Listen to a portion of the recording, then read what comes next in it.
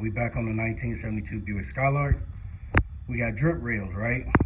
So we decided we're going to remove these drip rails. So the first thing that you end up doing is one on the side. Zoom that out. You can just unscrew that. It's like 3 screws. So you unscrew that one, that way you can cut it off. You don't need to keep that on there.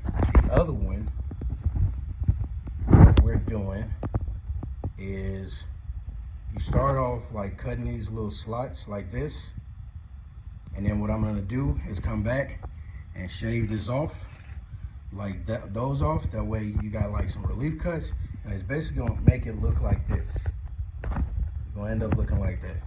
Then after that, you come back, cut it off, grind it off, and then you can start welding it up. Then after that, you can start smoothing it out.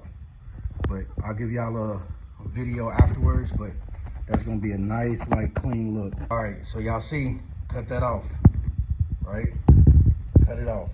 Now I'm gonna cut more little relief cuts, and I'm gonna get that close up on the edge. You don't wanna go too far, cause you don't wanna thin out that metal.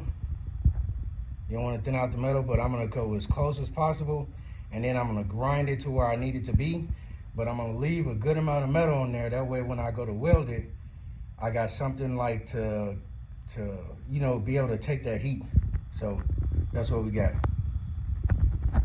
We got the panoramic roof. That was a lot of work. All right, so that's what it's gonna look like after you're done grinding.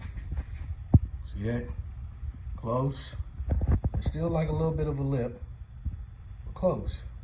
That way when you weld, the roof part, the roof skin ain't all thin. You know what I mean? You can get in there. That way you can weld on that line, seal that up. And you only want to go a little bit at a time. I'm only going like a foot at a time, little sections, because like you don't want these separating. So, all right, so drip rail shave. We just got to do some final body work.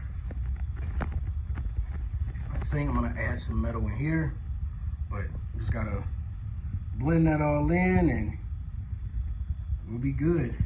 You know, throw some fiberglass filler on it so ain't gotta worry about no leaks.